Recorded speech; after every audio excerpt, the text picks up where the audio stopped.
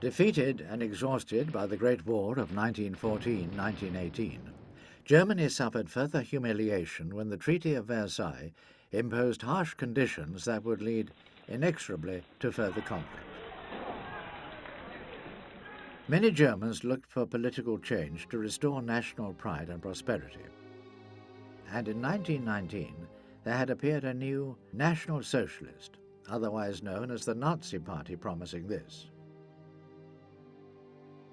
Beginning as a fringe political group, the Nazis, under their eventual leader Adolf Hitler, steadily gained popularity. In 1925, Hitler had issued his Mein Kampf, My Struggle, a personal philosophy of bizarre concepts that would become the Nazi Bible. Hitler believed that Germany had been weakened and undermined by alien and inferior peoples. Germans, he believed, were a superior Aryan race that should, through increasing military strength, overturn the Versailles Treaty and regain its rightful supremacy.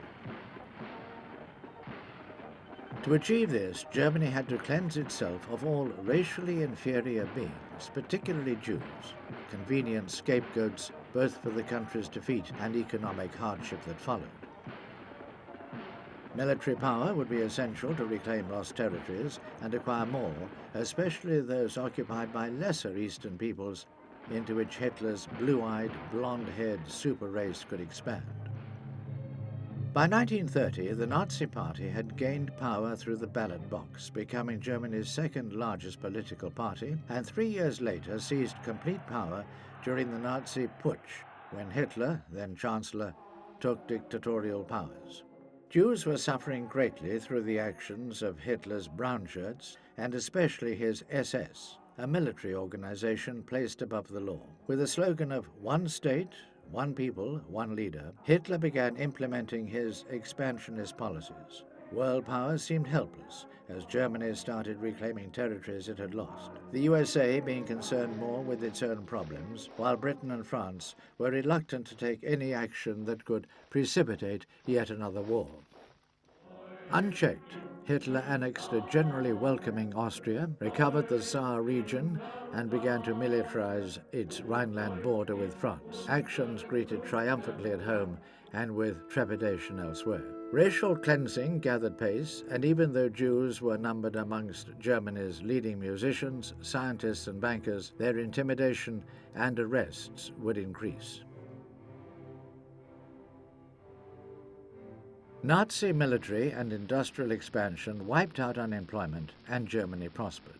New roads, Hitler's autobahns, of a quality never before seen, both aided rapid troop movements and Germany's growing industries. Highly advanced tanks, aircraft, and naval vessels were creating military forces of ever-increasing strength. In 1938, this territorial expansion would continue when German forces entered Czechoslovakia, and the Western powers reacted, although in a spirit of appeasement. War was prevented largely by Britain's Prime Minister Neville Chamberlain's meeting with Hitler and his return from Germany bearing the dictator's promise of no further aggression. This scrap of paper allowed Britain another 12 months to prepare for the war that seemed ever more inevitable. Britain and France had jointly guaranteed Poland's security, and when German forces invaded that country in September 1939, demanded their withdrawal.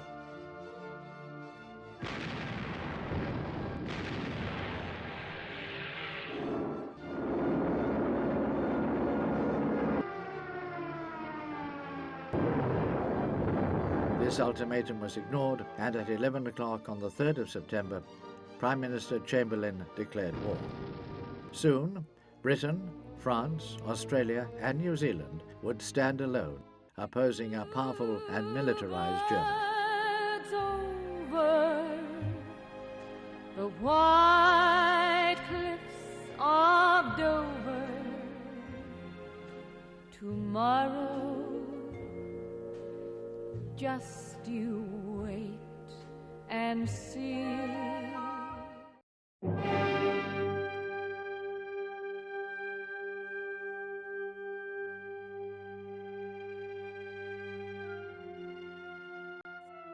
The Second World War would begin almost hesitantly with a period that became known as the Phony War. Naval fleets are readied, while British and French troops guard a strangely quiet Franco-German border.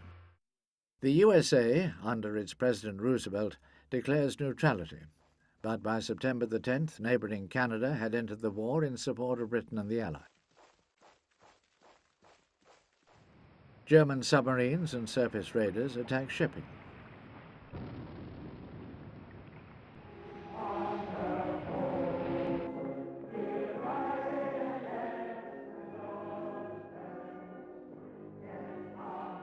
By April, the war gathers pace when Germany first invades Denmark and Norway, and a month later, a sudden assault.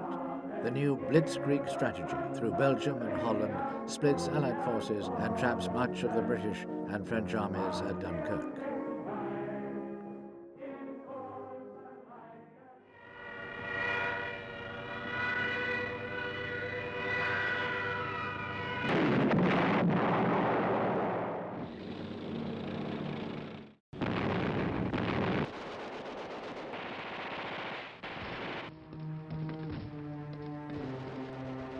The miraculous evacuation from Dunkirk of British, French and Polish troops is followed by French surrender with a puppet government under Marshal Pétain being established at Vichy.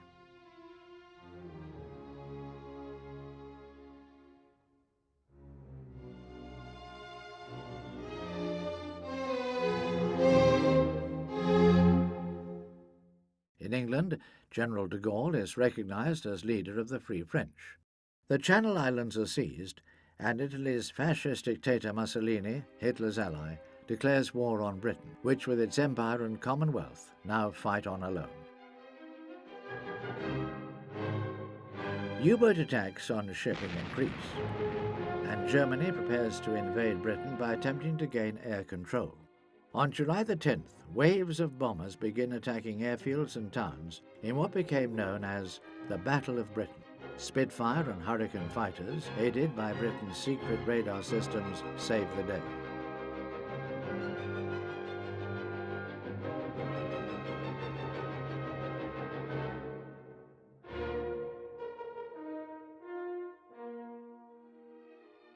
London is bombed and ports and industries attacked. In Africa, Italian troops invade British Somaliland and Egypt. To prevent the French Navy at Oran falling into German hands, it is bombarded and sunk by the Royal Navy. Bombing intensifies, with many British towns suffering heavy damage and civilian casualties. The threat of global war intensifies when Japan enters into an Axis pact with Germany and Italy. The USA now introduces military conscription, and in Germany, Jews are now forced to wear a yellow Star of David on their clothes.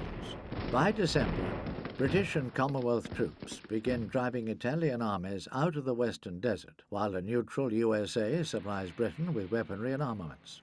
A massive air raid destroys much of Coventry in England. With Italian forces routed in North Africa and Tobruk captured, Hitler dispatches General Rommel and Afrika Korps to stabilize the situation.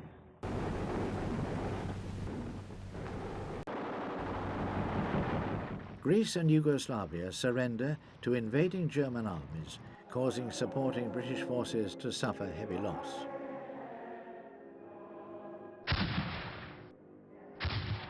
Rommel's Afrika Korps, with its superior weaponry and armour, reached and besieges Tobruk, but is repulsed. Hitler's deputy, Rudolf Hess, flies to England with secret peace proposals, hoping to end the war before Germany attacks Russia. What kind of a people do they think we are? Is it possible they do not realize that we shall never cease to persevere against them until they have been taught a lesson which they and the world will never forget? Heavy German bombing continues while the RAF retaliates against Germany. On June the 22nd, Germany begins its Operation Barbarossa against the Soviet Union, gaining 14 consecutive victories.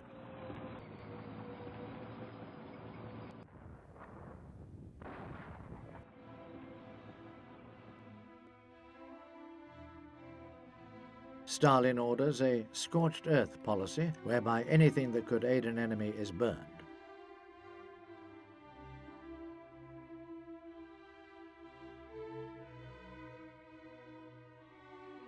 Preparations are made for Hitler's final solution that will exterminate all Jews.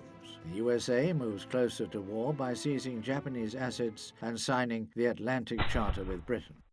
A German advance against Moscow is abandoned when the Soviet army recaptures Rostov, and with the Russian winter approaching, the campaign will be abandoned. The Russian front is now over 2,000 miles long, and German forces are stretched to their limit. Atlantic shipping losses are increasing to a dangerous level. In spite of its neutrality, the USA is becoming a major player committed to Hitler's defeat and supplying weaponry to both Britain and Russia.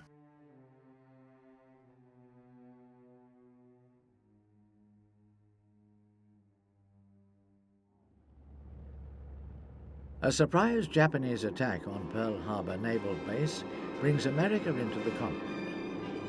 All allies other than Russia now declare war on Japan, and in response, Germany declares war on the USA. Near Moscow, a Red Army offensive in bitter weather throws back German forces, causing their first retreat. In northern Africa, the British 8th Army recaptures Benghazi and forces Rommel's Afrika Korps to retreat.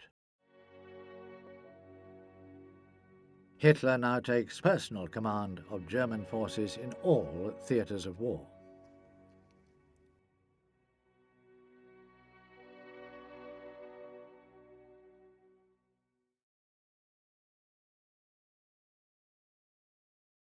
U-boat packs cause numerous sinkings in the Atlantic and along America's eastern seaboard. In Germany, Hitler's SS begins to organize total Jewish extermination. Rommel begins a new desert campaign.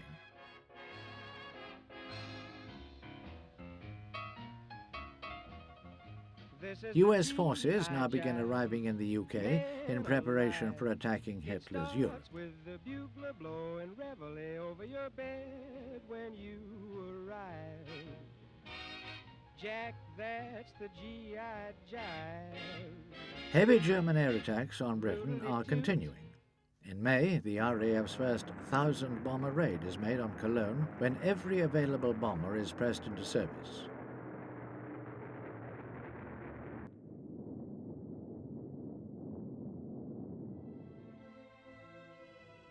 From all parts of occupied Europe, cattle trucks are carrying Jews and others to concentration camps for extermination.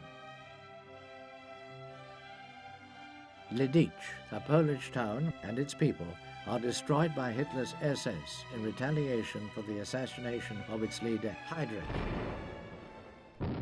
By June, the Afrika Korps has captured Tobruk, pushing the 8th Army back to Egypt, but is held at El Alamein. Russia's Crimea is now in German hands, and attacks begin against Stalingrad. In Poland, Jews are being rounded up for transportation to a newly opened Treblinka extermination camp. General Bernard Montgomery takes command of the 8th Army and makes preparation to drive Rommel out of Africa. The US Air Force begins its costly daylight raids against Europe, during which it will suffer heavy losses of aircraft and crews.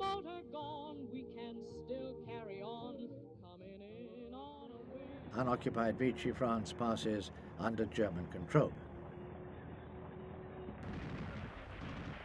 In Russia, the German advance halts at Stalingrad, and in North Africa, Montgomery defeats Rommel at Alam Halfa. By November, the El Alamein battle forces the Afrika Korps into full retreat. While at Stalingrad, the Red Army begins to counterattack.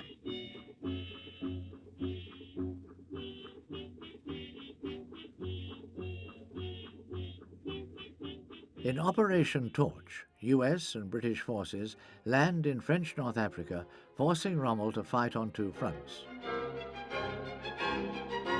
In August, an amphibious raid by Canadian and British troops is launched on Dieppe in France, and although a failure, provides valuable experience for D-Day.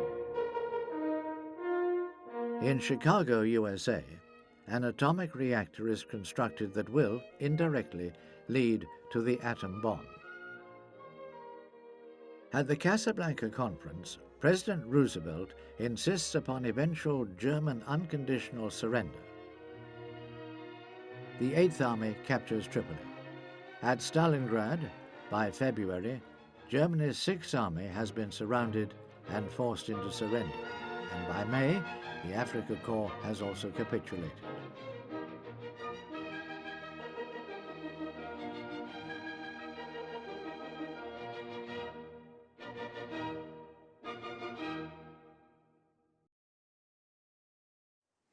The Atlantic battle rages, but British code-breaking enables increasing numbers of U-boats to be traced and sunk. Germany's Admiral Dönitz orders their temporary withdrawal. The US Air Force is bombarding German targets, and in Poland, Hitler's SS assault the Warsaw Ghetto, transporting all surviving Jews for extermination. Other Jewish communities in the country are now systematically eliminated.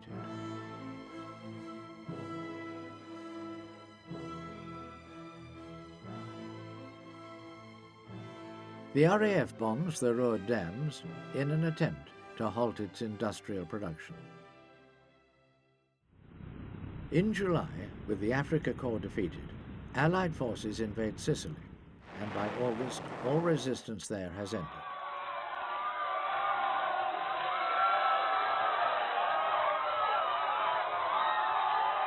On September the 8th, Italy surrenders, and in response, German forces enter Rome.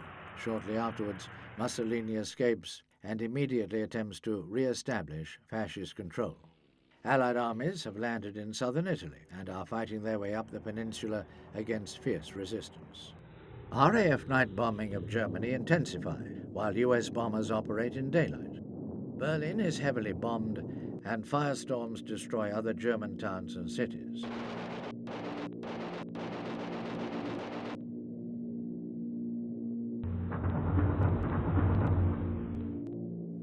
At Tehran, Churchill, Roosevelt and Stalin meet to discuss future policy.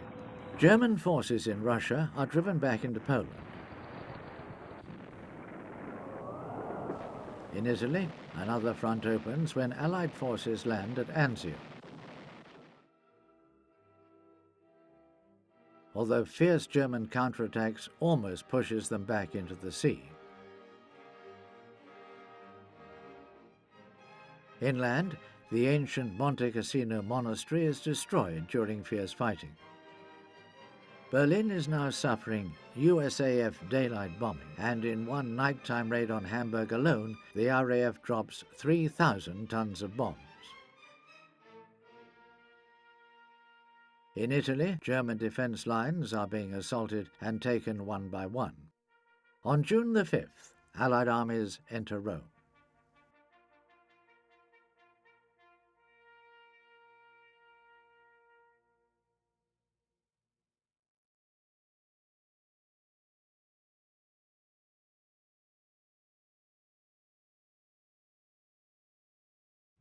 On June the 6th, D-Day, the Allied invasion of Europe begins. Thousands of British and US paratroops seize vital targets.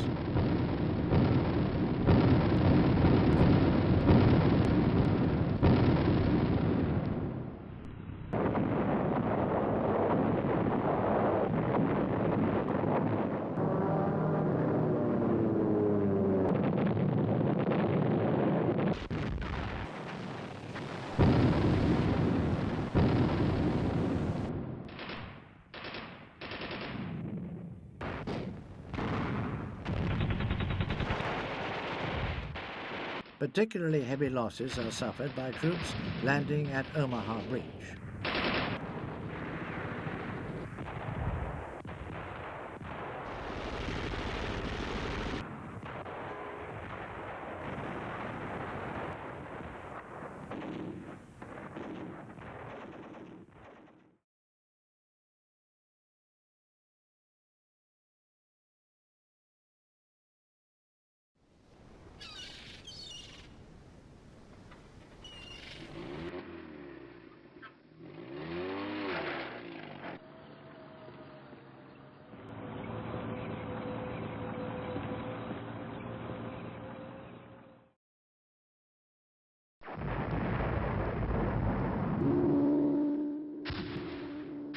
Southern England is now attacked by German V-1 flying bombs.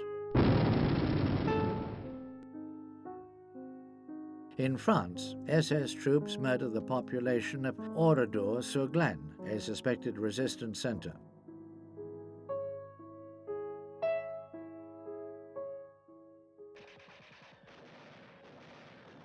And by June the 27th, US forces capture the port of Cherbourg. In Normandy, advance is hindered by easily defended hedgerows.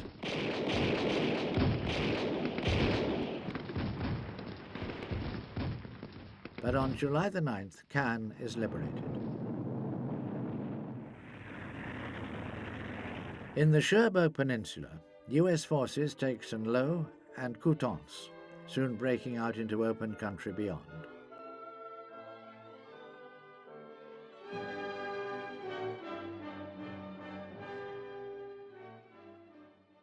On the Eastern Front, the Red Army reaches and liberates the first concentration camp. In Germany, a group of officers attempt to end the war by assassinating Hitler, but failing, are executed horribly.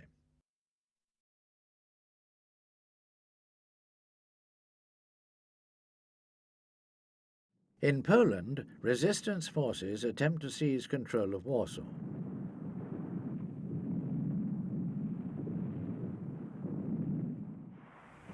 The Normandy battles end with German forces trapped and destroyed in the Falaise pocket.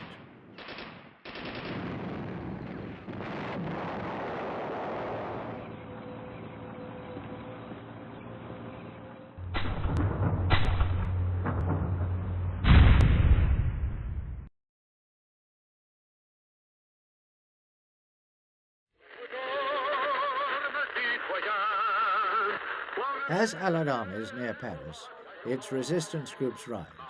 On August the 25th, the city is liberated, with General de Gaulle allowed to head the procession leading his Free French troops.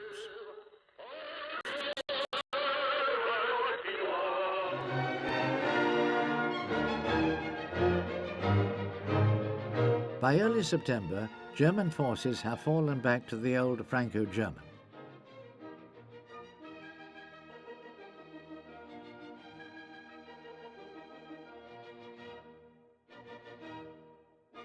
The airborne operation Market Garden attempts rapid seizure of Holland's Rhine crossings, but fails to take Arnhem Bridge. In the east, the Red Army's advance continues. Field Marshal Rommel, already wounded in an air attack, is implicated in the Hitler assassination attempt and takes poison. German troops surrender at Aachen,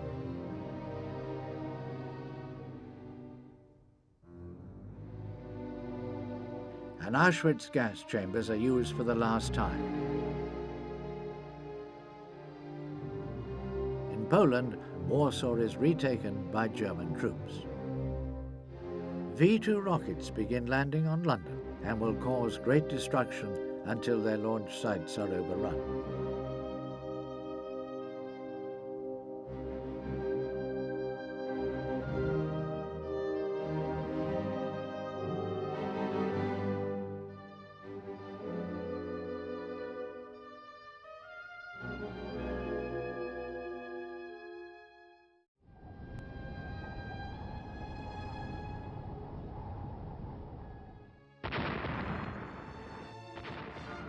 By December 1944, what is to be the last major German offensive of the war, the Battle of the Bulge in the Ardennes region of Belgium, begins, with German troops smashing through US lines in winter weather.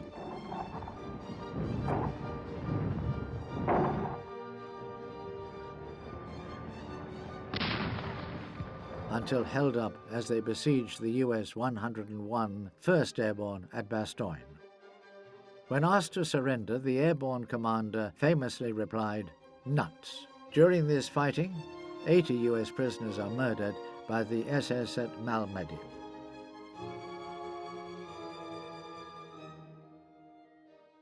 In January, Montgomery, given temporary command of all US northern forces, waits until the attack falters as German petrol and supplies are exhausted before launching his successful counterattack.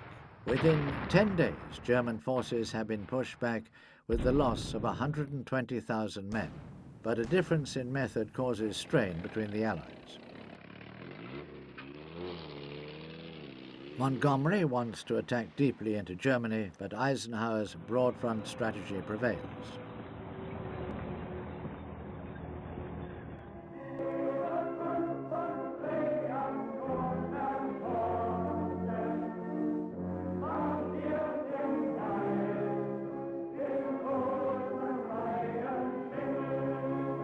The Western Allies, with 4 million men in 85 divisions, are faced with two major obstacles on their drive towards Berlin: the Rhine River and the Siegfried Line that flanks it. They now advance through eastern France, Belgium and Holland towards the German border in three army groups, with Montgomery's British and Canadian armies in the north, Bradley and the US 1st and 3rd Armies pushing towards Cologne and the Saar, and Devers with the US 7th and French 1st Armies making for Strasbourg. German forces retreat and are now fighting on their own soil, with industries and cities being bombarded daily. This is to be a bloody and long drawn-out struggle in which the Germans fight for every yard of ground. Although bloodily defeated, they refuse to give up, even though hundreds of thousands will die unnecessarily and cities will be continually pounded into rubble as a direct result of Hitler's refusal to accept the inevitable. The war's ending will continue to be as bitter and terrible as any of its other constituent parts.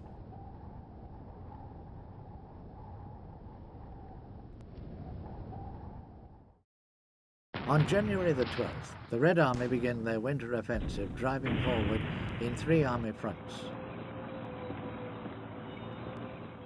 The 1st Belarusian Front, under Zhukov in the center, pushing across Poland towards the Oder and Berlin. Rokoskov's 2nd Belarusian Front, along the Baltic coast into East Prussia, and Koniev's 1st Ukrainian Front towards Budapest in Hungary and Czechoslovakia in the south.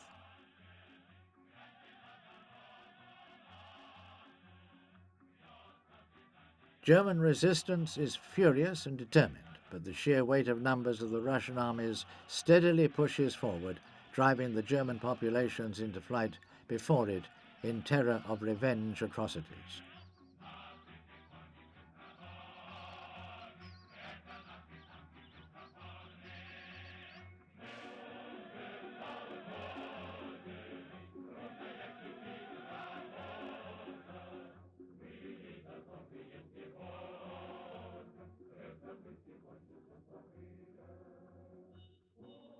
By the 17th of January, they forced the Germans to evacuate Warsaw, which has been almost totally destroyed under the direct orders of SS Reichsführer Heinrich Himmler, as an example to the rest of Europe.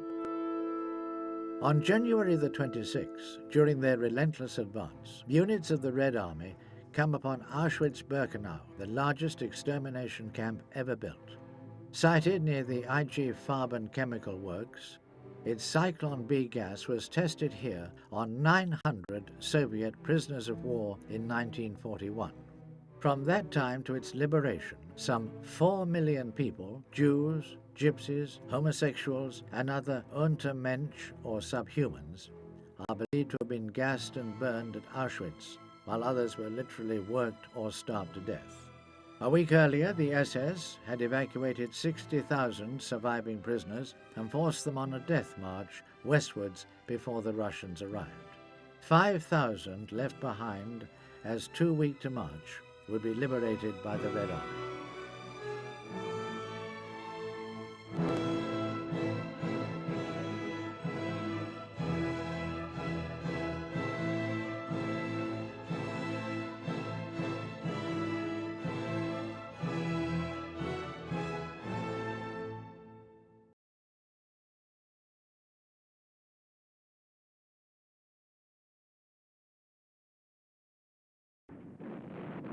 By the end of January, the Red Army has completed its occupation of Poland to the Oder, but Stalin, with the largest army in Europe, numbering 12 million soldiers in 300 divisions, orders a pause for his conference with Churchill and an ailing President Roosevelt at Yalta.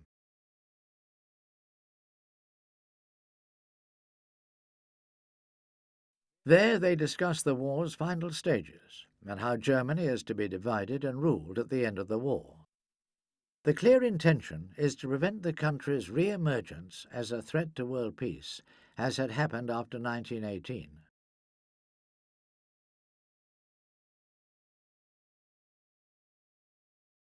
I always wanted to waltz in Berlin.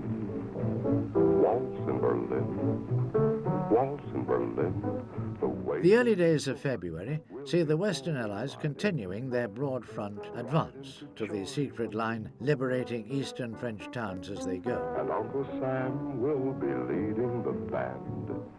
1, 2, 3, 1, 2, 3. Ach, du liebe victory. Aerial bombardment of Germany continues with attacks on any location believed to possess the slightest military or industrial significance.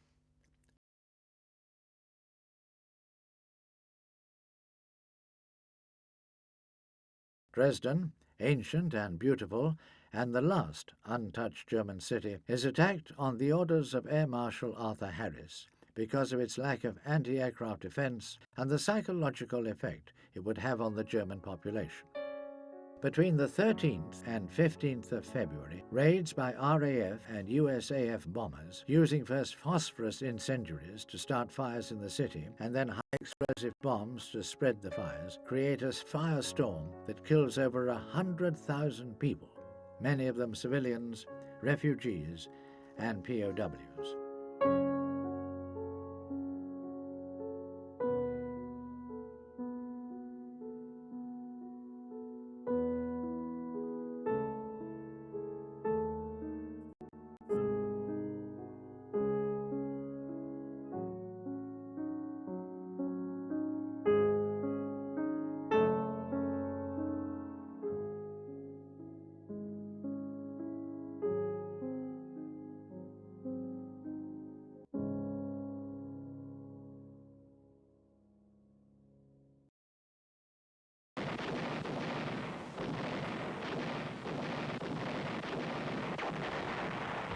In the centre, the US Ninth Army launches an offensive which is held up in the continuing bloody battle of Hurtgen Forest.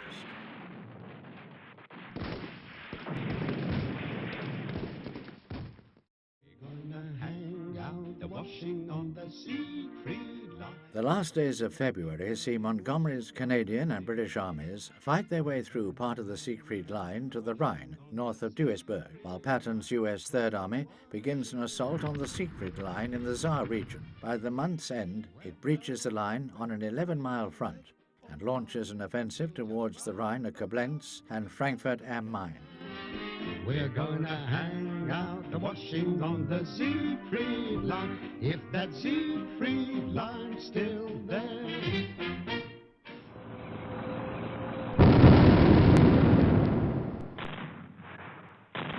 On the Baltic coast, German forces find themselves encircled around Danzig and Königsberg, fighting a desperate rearguard action as they try to evacuate East Prussia.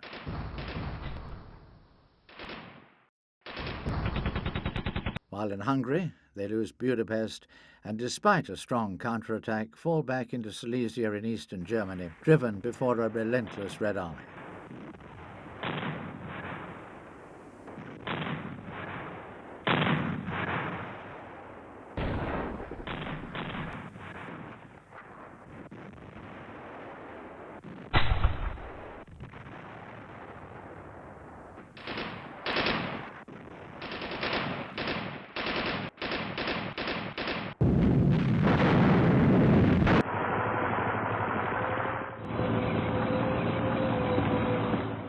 Cologne, on the western bank of the Rhine, is taken by the US First Army on March the 6th, its magnificent Gothic cathedral surviving almost untouched amidst a sea of destruction.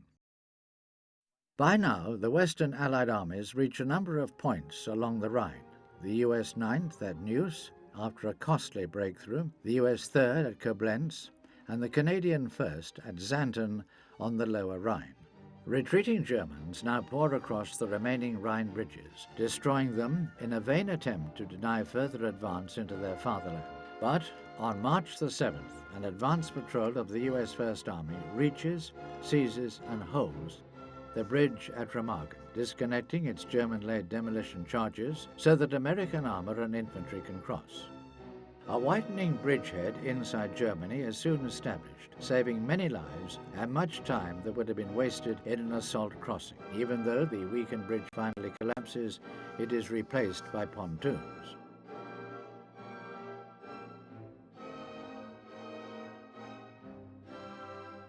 During the rest of March, the Rhine is crossed at several points.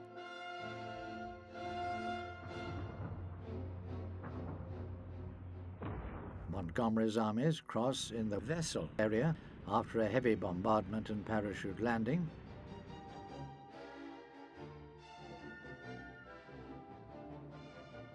Patton's Third Army crosses north of Worms.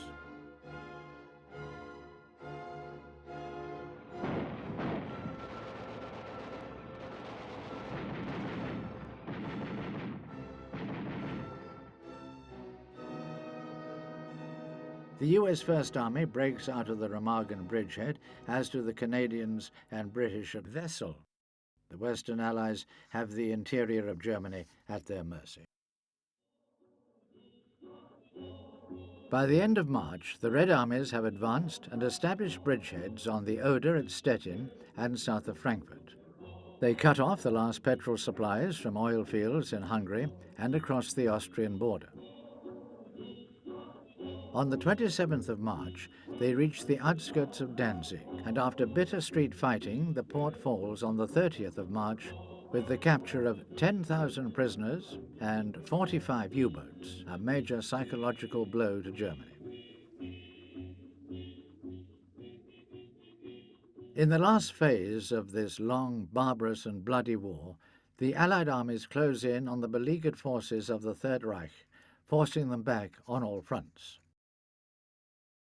Secret negotiations for the surrender of German forces in Italy have begun in March in Switzerland, but the bitter fighting continues as Field Marshal Alexander, commander of all Allied forces there, mounts the last great assault on April the 9th.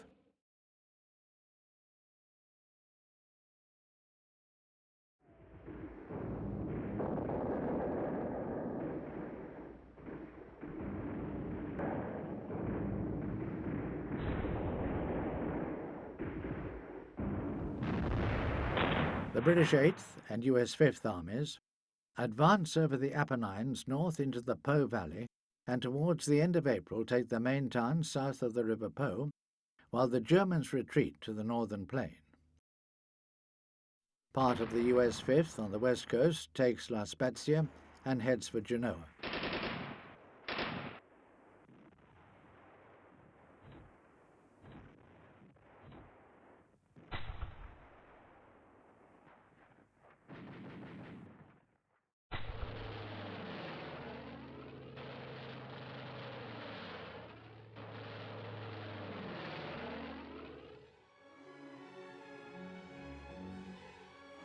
On the Western Front, in less than a month, the Allied armies advance swiftly through Germany towards Berlin, although a pocket of 300,000 German troops still holds out in the Ruhr Valley, surrounded by 2 US armies. But by mid-April, they've capitulated and their general Model shoots himself.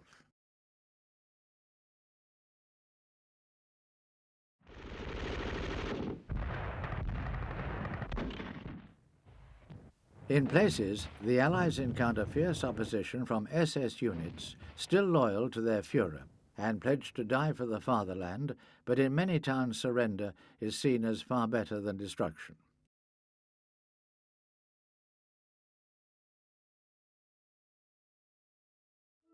During their advance, Allied troops liberate Belsen, Buchenwald and Dachau concentration camps.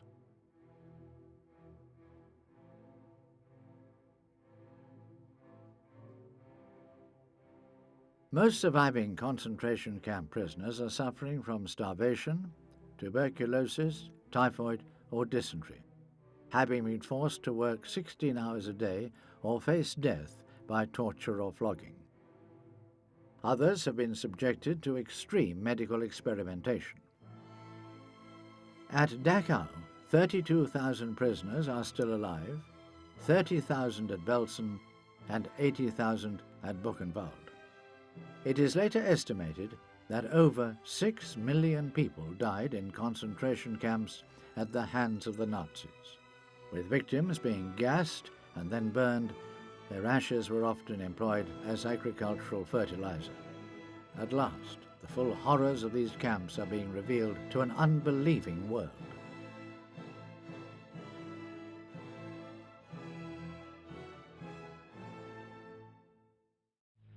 Across Western battlefields, Allied aircraft control the skies, rocket-equipped fighters making it almost impossible for any remaining German armor to operate in daylight.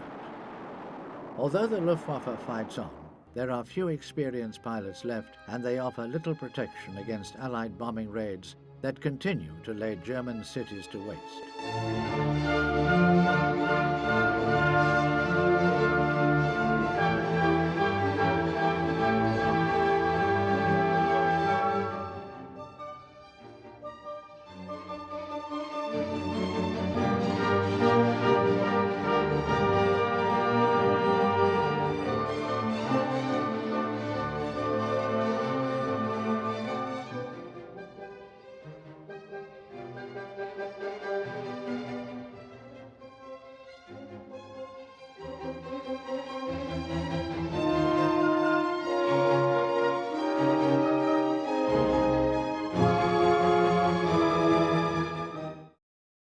President Roosevelt dies on April the 12th, 1945, and is replaced by Vice President Harry Truman.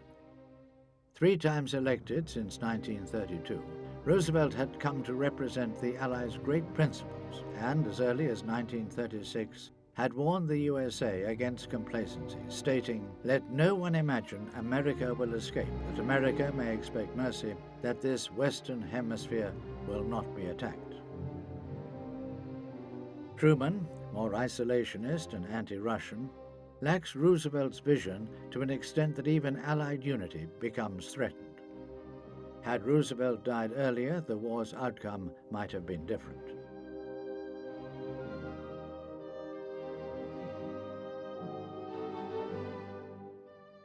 In Berlin, many are drafted into civil defense units and given meager training in resistance, and hasty defenses are being thrown up in anticipation of the expected Russian offensive.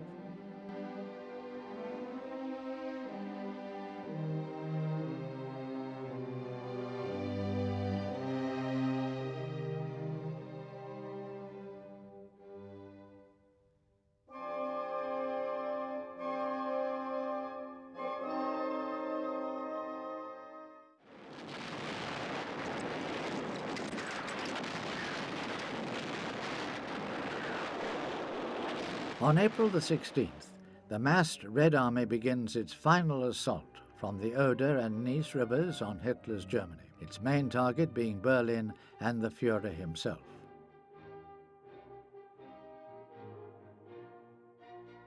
Hitler now decrees that anyone ordering retreat will be shot immediately.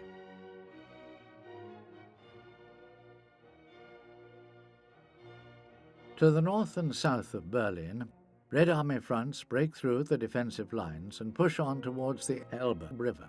But the first Belarusian front is held up with great loss of men and tanks at the Seelow Heights by desperate German defense of the approaches to the city.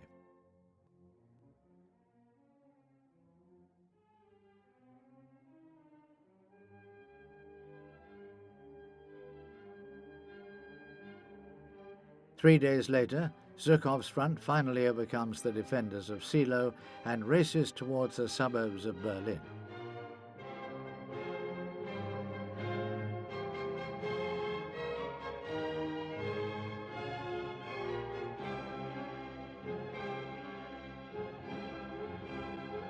For the next week, the people of Berlin will suffer continuous bombardment as district by district the city is taken in savage fighting.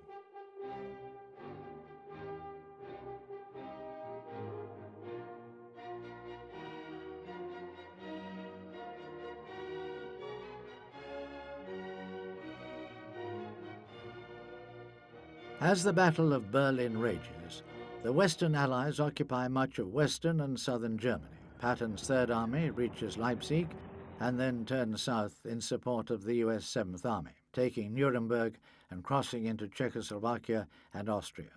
In the north, the British take Bremen and then arrive at the Elbe, south of Hamburg. The US First and Ninth Armies reach the Elbe at Dessau and Magdeburg, but rather than advancing further, occupy its western bank. Eisenhower decides not to risk a large number of casualties in taking Berlin, which has little military importance. Rather, he lets his air forces continue their bombing of the city. He leaves Berlin to the Russians.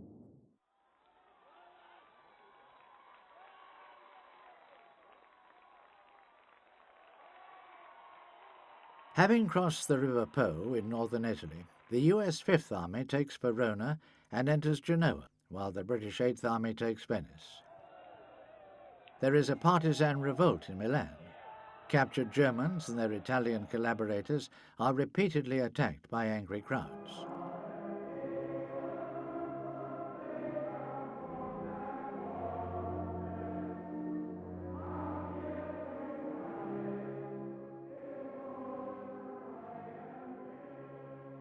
Benito Mussolini, his mistress Clara Petacci, and 12 of his cabinet try to escape to Switzerland, but are caught by partisans and summarily shot. Their bodies are brought back to Milan, where they are hung upside down in the Piazzale Loreto, where 15 partisans had been shot a year before. Their bodies are repeatedly shot and spat on.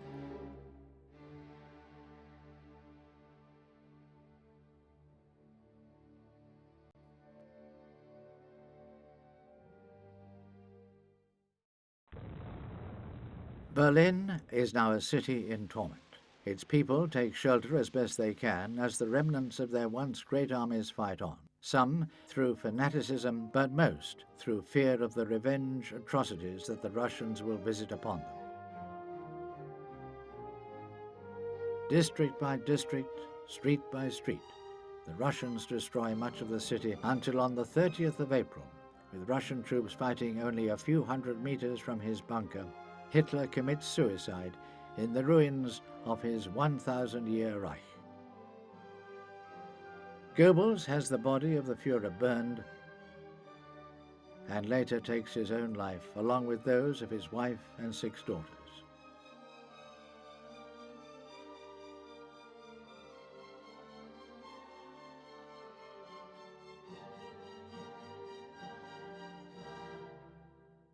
He leaves behind him a devastated city of defeated, demoralized, and starving people.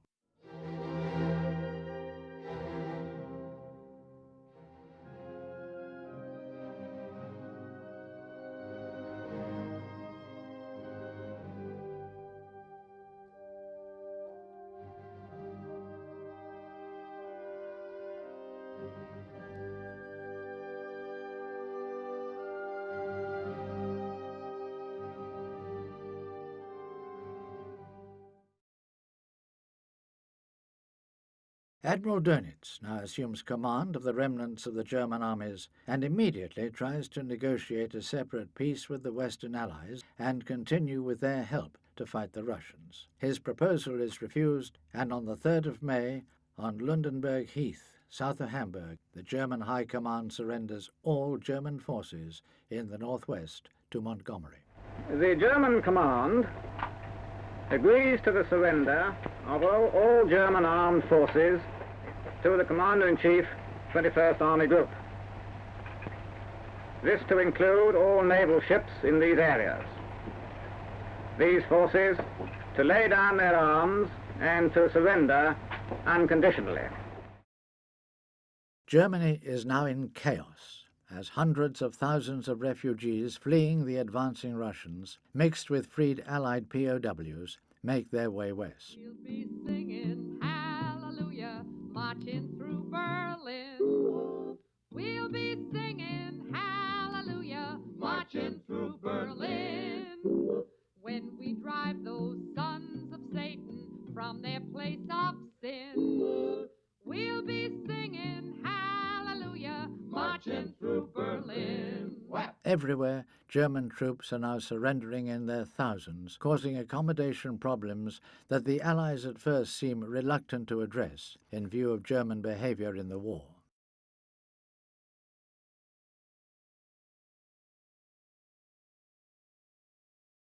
Many of the leading Nazis now try to escape Allied justice by fleeing abroad or hiding in the mobile German population. One such is Hermann Göring, one-time commander of the Luftwaffe and one of the highest Nazi leaders. He is arrested by the US 7th Army in southern Germany. He will take poison hours before he is to be hanged, leaving his wife and daughter to face an uncertain future.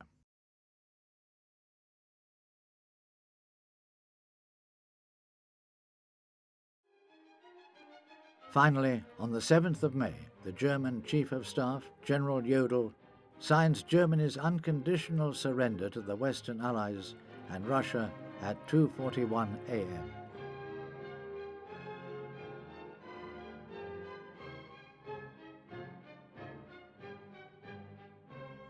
Operations cease at 1 minute after midnight on the 8th of May.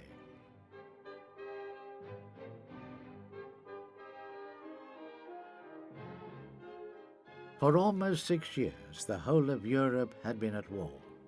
Now finally peace returned, but to a very different Europe.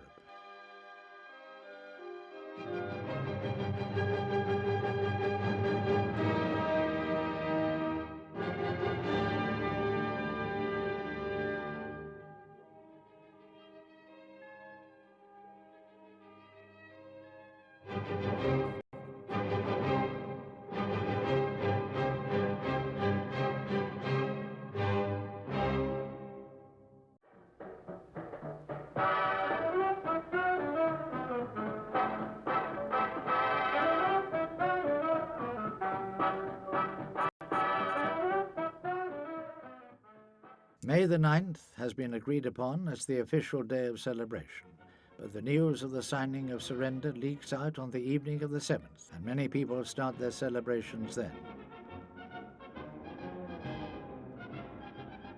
The Western Allies agree to announce the end of the European war simultaneously on May the 8th.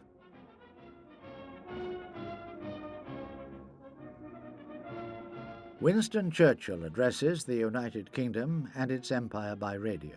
Over 1 million people crowd London streets, many packing into Trafalgar Square to hear Churchill's announcement being broadcast on public loudspeakers. Yesterday morning at 2:41 a.m. at General Eisenhower's headquarters, General Jodl, the representative of the German High Command, signed the act of unconditional surrender of all German land, sea, and air forces in Europe. Hostilities will end officially at 1 minute after midnight tonight, Tuesday, the 8th of May. But in the interest of saving lives, the ceasefire began yesterday to be sounded all along the front, and our dear Channel Islands are also to be freed today. The German war is therefore at an end.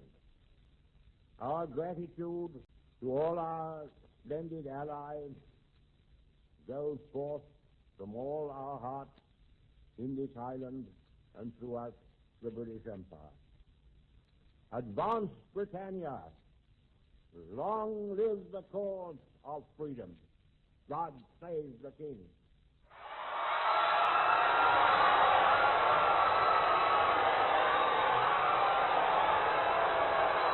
Well, I mean, it was something we'd always expected, or I had expected, that we would win the war. It never crossed my mind that we wouldn't.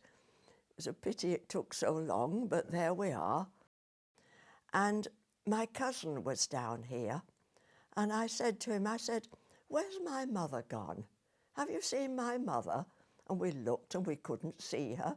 And then we looked at these people who were dancing, and she was in the middle of them. She was having a marvellous time, dancing round the roundabout and, you know, enjoying herself.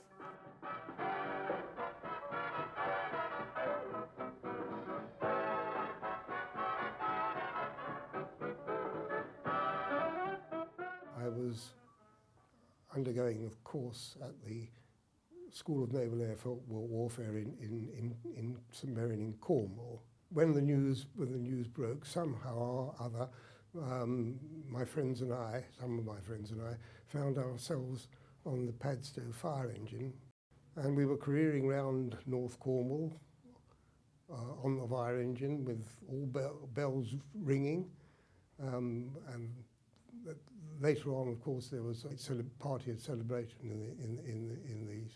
in the mess. Later, he leads both Houses of Parliament to attend a service of thanksgiving and remembrance at St Margaret's Church, Westminster.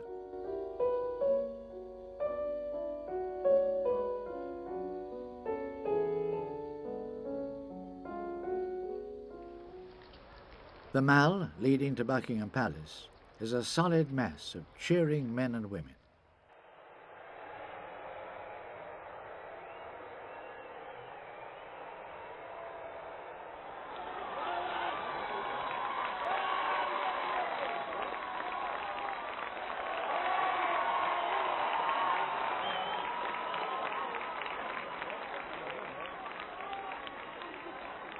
King George V and Queen Elizabeth, accompanied by their daughters and Prime Minister Winston Churchill, appear several times on Buckingham Palace balcony, waving to cheering and delighted crowds.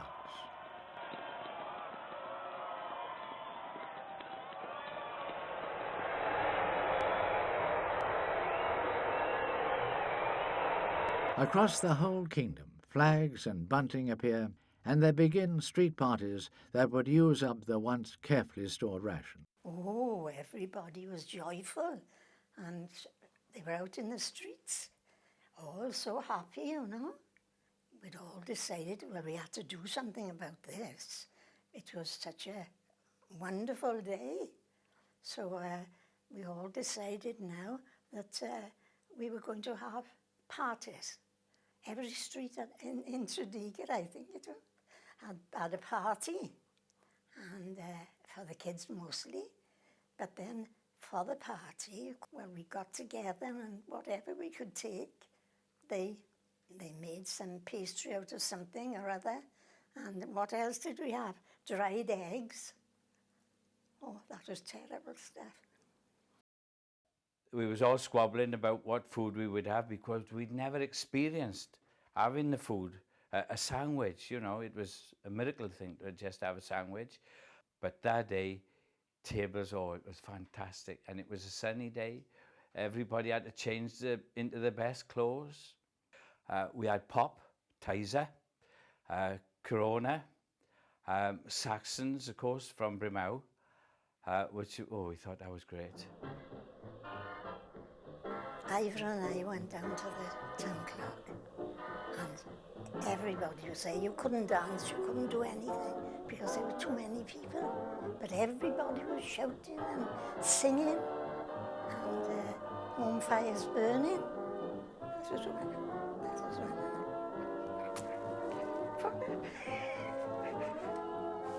Well, we really couldn't believe it at the time. And then there were street parties, our focal point, the town clock, quite a lot of people around there, and a feeling of, well, joy and relief.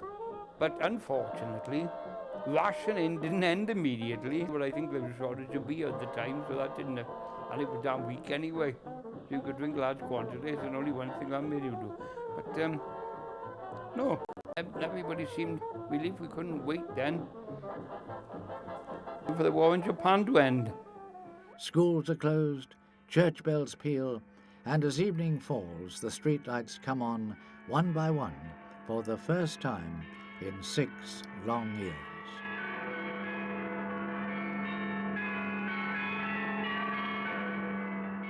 We were in Bournemouth. VA Day was announced. You might as well been sitting in a cave somewhere with nobody around you. It's the only way I can describe this. I've never said that one before. Bournemouth appeared as though they'd never had a war, didn't know there was a war. There was no jubilation. There was no special lights lit up. Lights went up, obviously, but there was no special lights lit up. Nobody dancing around the fountains, as you probably learn about. And it was most disappointing as far as I was concerned. One expected something to be a little bit more lively, find a place alight, but no, it wasn't. And that was Bournemouth.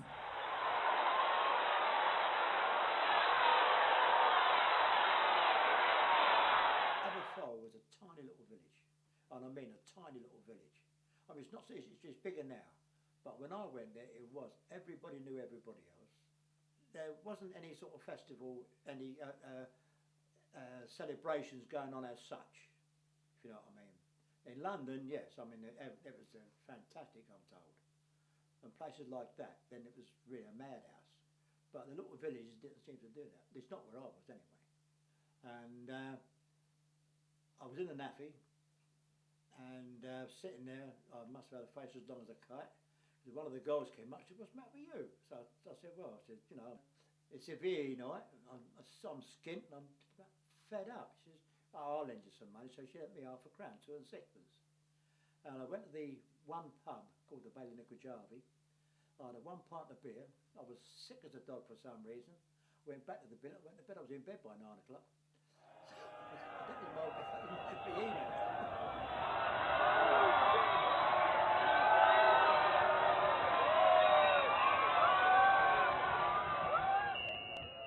As Churchill speaks, so too does President Truman of the USA, making his own announcement of war's end to the American people. Hello. How are you? Oh. I wish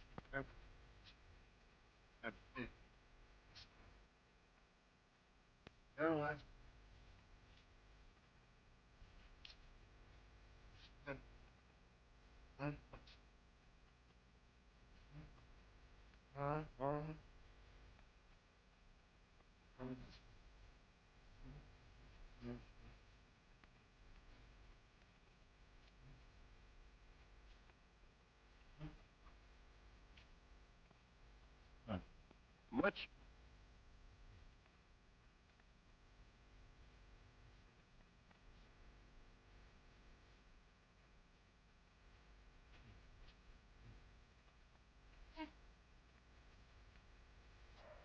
In New York, huge crowds gather spontaneously in Times Square, and across the country, whistles and hooters are sounded.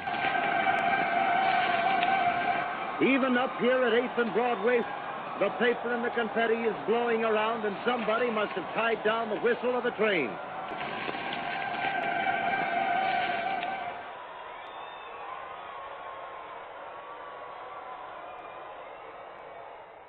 Although the news is tempered by the continuing war in the Pacific.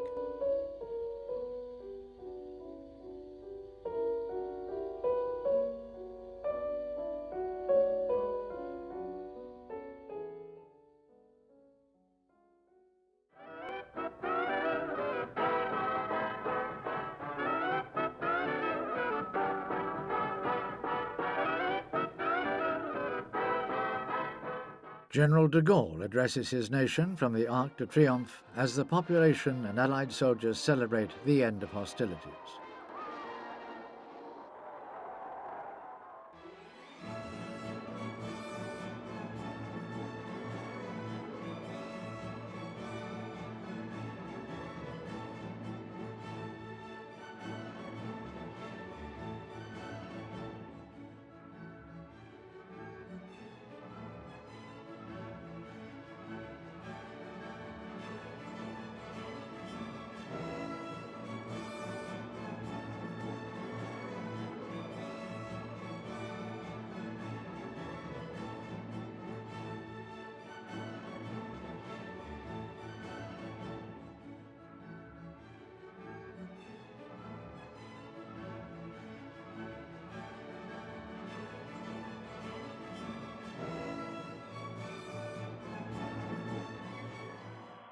The Dutch people who had suffered near starvation under the Nazis parade and celebrate with the help of British and Canadian soldiers.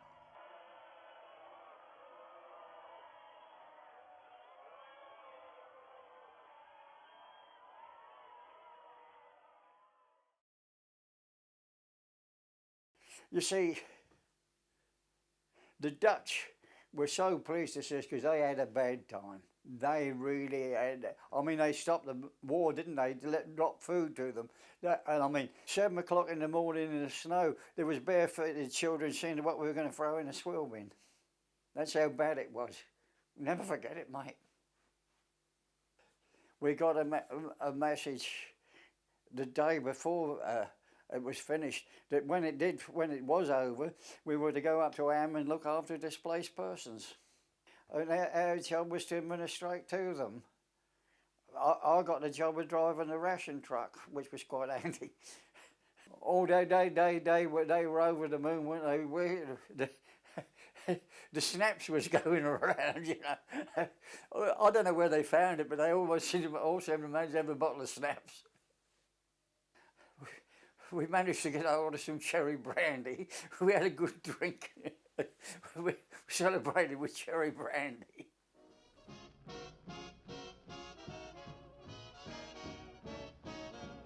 All over Europe, victorious Allied soldiers are cheered by the end of hostilities. Some are saddened by the war's end, wanting to continue their work, others remembering fallen comrades.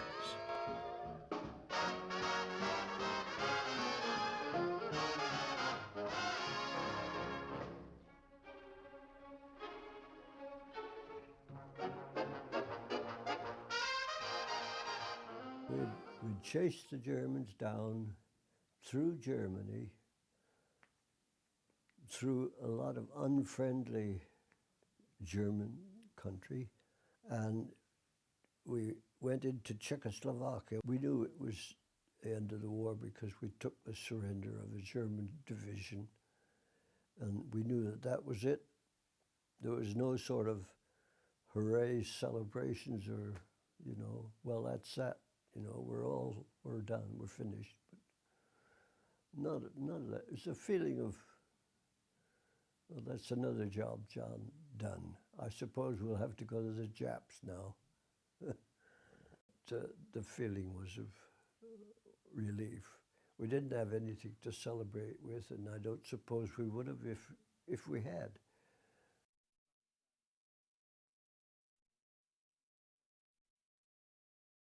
I was in Glasgow and I was sound asleep, and I didn't know about it until the following day. I mean, all the celebrations went on the night before. I don't know, I think in a way almost disappointed. I think you got used to the army, you know, and it was a very emotional situation. You began to think, what the hell's going to happen now? But of course there was still Japan, so you wondered about that too.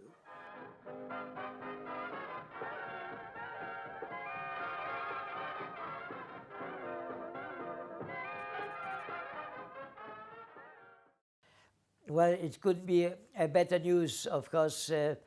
Whoever heard about it is people who jump see height, you see, from the happiness, you see, and the best news, you see, which I suppose through God's help, you see, has again, I suppose, just unexpectedly, you see, ended in that way. That was my reason to become SOE, Special Operation Executive. I myself had the target, Hitler, to get near to him. You see, be dropped, you see, in Berlin, you see, and got there because I was Berlin geboren, and I would try to see, become under some camouflage, you see, near him, or some other opportunity, and being equipped with a revolver, or maybe a grenade or explosives, you see, just finish him off that way.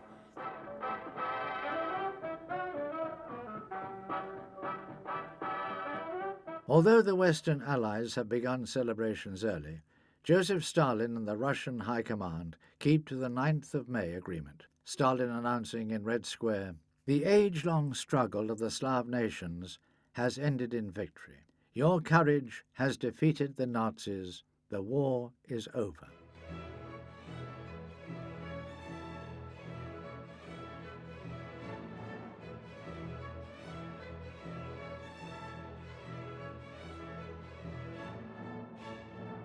The Russian people, who have suffered and sacrificed immensely, are ecstatic on receiving the news, and in Moscow their revelling continues far into the night.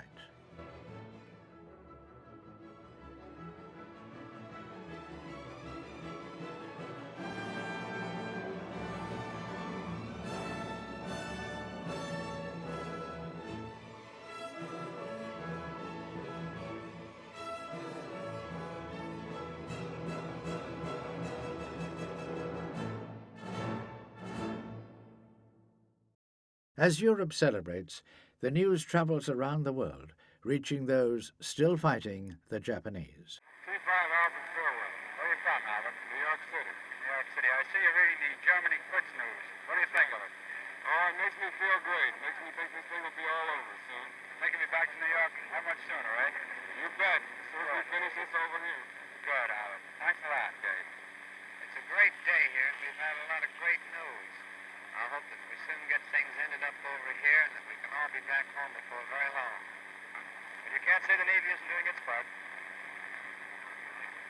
Well, all I can say is I'm very happy to be in this area when the hostilities have ceased over in Europe. It gives me great pleasure to be here and help finish the war in the Pacific area as soon as possible and all get back home safely. Well, this is one of the 2 days that we Filipinos have been waiting for so long. I think we have only one more to go now. SPFC Clarita Varn of Kansas City, Missouri. Let's hear what she has to say about VE Day. I think it is too good to be true. Allied forces in this eastern theatre of war are relieved of worry about families at home and hope for reinforcements and resources from the western theatre. We were delighted when we heard the news of victory in Europe. VE Day was wonderful news to us from every point of view. Of course, the fact that it was victory after the years of fighting was fantastic. We also knew that it was going to help us because there would be parts of the Army and Air Force and Navy would be transferred to support us in the Far East, and therefore that was good news from a selfish point of view that we would get that much more support. We weren't in a position, we were fighting, so we weren't in a position to have any parties or celebrations or whatever. There might have been a few extra rations of rum, I don't remember, but we were fighting. It was just another day in terms of fighting. It didn't change anything as far as our daily routine was concerned. Our war was going on. We were all overjoyed and we were happy to hear about that news. There was this sort of celebration because the war had not really ended on our side, you see, but there was a celebration because of the 90% of my colleagues were from Britain, the army officers, and they naturally felt relieved that their family, they were safe now.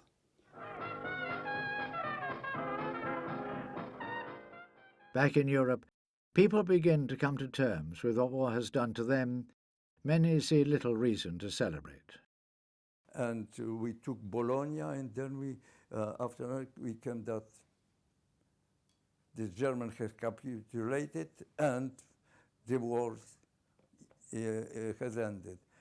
But it didn't end for us, because we knew that the Russian occupied the whole country. When we were liberating the Italian soil from the German, the allies of our allies, Russia, was occupying our country. most people don't like war. And when it finished, we were in two minds. A, we were glad that hostilities finished, but B, we knew very well that we would not be able to return back to our country. For us, it wasn't really a victory. It wasn't. It was rather one of the saddest days that, you know, the war has ended, and that we cannot return to Poland. So that was the most. It wasn't really a jubilation. In this country, they were, you know, hooray, everything is okay. But for us, no. Others see the need to pass their experiences on as a lesson and a warning to future generations. We've all heard of Auschwitz, the concentration camp. Of course, there were several, or quite a number of concentration camps. The best known was Auschwitz and Ravensbrück and so on, but there's also one just south of Hamburg at Neuengamme. And I visited there one day. It's a typical concentration camp. Shower bars in enormous gas chambers. Terrifying. It makes one's blood creep to stand in this place where thousands of Jews and other unwanted human beings were gassed and burnt. And ironically, when I was there, it was used as a prisoner detention camp for SS, who'd been rounded up by the British Army. So instead of housing inmates for gassing, we had SS troops waiting to be punished for their ill deeds. When the war ended, I was just south of Hamburg, and of course we were all delighted. Then all sorts of noise. Of course we weren't near any pubs, that sort of thing, so we had to celebrate by making noise and sending off tracer bullets, letting off hand grenades, making all sorts of noise to celebrate. That was the 8th of May, 1945. The end of the war was announced, and I begged of the soldiers, don't shoot your rifles. Don't. Everybody used to fire off their rifles. It's a dangerous thing. They'll think the Nazis coming back. And that's what happened. Whether them, God forbid, I don't know how many died. I hope none of them died. But they were all terrified. And there was a great joy. You know, Friday night, the Sabbath begins at Sabbath. It's a very holy moment. And some of the girls come and make kiddush for us, you know, sanctify the Sabbath in our hut. I apparently had given them candles to light during the week, and maybe a bottle of wine, I don't remember. But when I came in the hut, it wasn't as long as this, but one part of it, people were dead, and others were dying, and the other side was several women with a young girl on the lap of one of the women. That was the mother. I didn't know what to put myself. All the laws of cleanliness and purity and sanctity just flew out of the window. Don't know what. How can I make kiddush and these things? But I made kiddush, and they asked me to eat something. They said it was gefilte fish. Have you ever heard of the expression? I was terrified to eat it, but I couldn't refuse. And I believe that caused the diarrhea.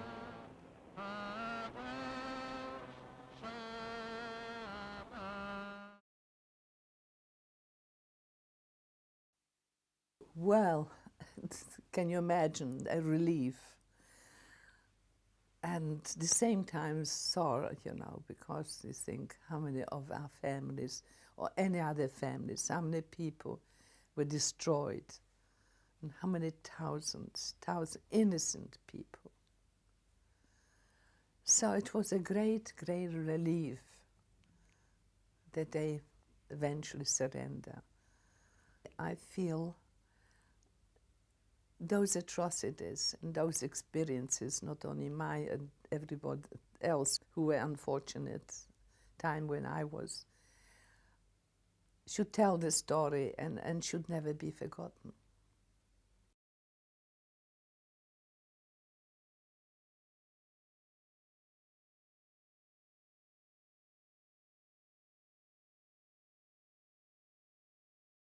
The political map of Europe has changed irrevocably after the largest conflict the world has ever known, a conflict that introduced industrial and global war on a huge scale. That scale was not only matched by the barbarity and savagery, but also the courage of many to face up to unprecedented evil. The future will bring two superpowers into rivalry facing each other along a line running through conquered Germany. That line, to be dubbed the Iron Curtain by Churchill, although destined to eventually disappear, will split Europe and the world. Although many millions have died, all of the Allies ensure that from this catastrophe, new beginnings are to grow.